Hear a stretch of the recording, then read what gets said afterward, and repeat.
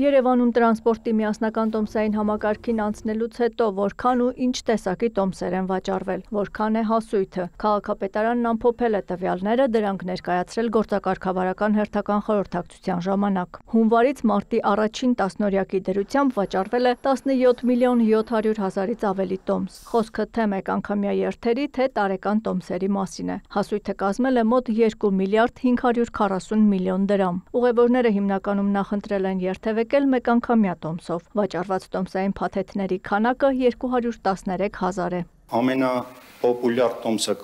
դա 10 ուղևորության տոմսն է, 105,635, հաջորդիվ գալիս է 30 օր տոմսը, 58,291, այնուհետ 180 րոպեն,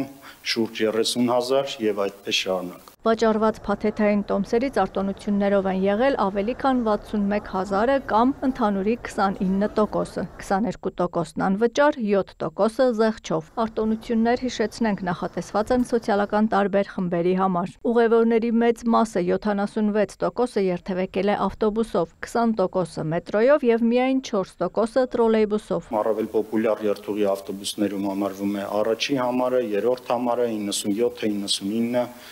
եւ այլն։ Մետրոպոլիտենի կայարանների մասով սա արդեն հայտնի փաստ է, բարեկամություն, երիտասարդական, հանրապետության հրապարակ եւ Գարեգին Նժդե, սրանք առավել պոպուլյար կայարաններն են եւ տրոլեյբուսի մասով 10 համար, երկրորդ համար։ Քաղաքապետ Տիգրան Ավինյանը շեշտեց, այս տվյալները հնարավորություն են տալիս երթուղիներում որոշակի վերլուծություններ ու վերանայումներ անել, քանի դեռ անհրաժեշտ շարժակազմն ամբողջացնելու համար չեն ներկրվել 18 մետրանոց 250 ավտոբուսները։ Կարծում եմ, սա մեզ հնարավորություն է տալիս հաշվի առնելով տարբեր գծերի ծանրաբեռնվածությունը որոշակի վերադասավորումներ կազմակերպել եւ ավելի թեր բեռնված գծերից ավելի բեռնված գծեր որոշակի շարժակազմի տեղափոխություններ իրականացնել։ Գործակարգավարական նիստում զեկուցվեց նաև քաղաքապետարանի ավտոմեքենաների գնահատման եւ օտարման մասին։ Գնահատման մրցույթը կայացել է, տվյալ պահին 45 մեքենա հանված է շահագործումից։ Հերթապահ մեքենաների ծրագրի հետ կապված անցած շաբաթ հանդիպել ենք Yandex-ի մեր գործընկերների հետ, քննարկել ենք վերջնական ծրագրային տարբերակը եւ առաջիկա 10 օրերի ընթացքում կներկայացնեն, որի փորձարկումից հետո մնացած բենզինային շարժիչով մեքենաները եւս կհանվեն շահագործումից։ Փորձարկման եւ գնահատման աշխատանքների ավարտից հետո մեքենաները կներկայացվեն օտարման աճուրդային կարգով։ Իրապես մեզ արդեն տևական ժամանակ է որ պետք է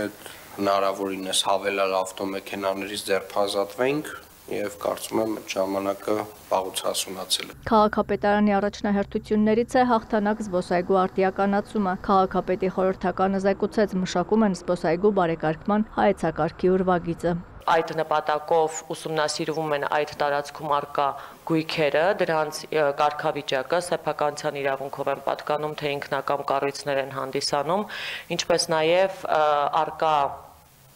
պայմանագրերը, դրանց նույնպես կարգավիճակը եւ ժամկետները։ Այս գույքագրումը ավարտելուց հետո մենք ամբողջական տեղեկատվություն կունենանք այն ուրվագծի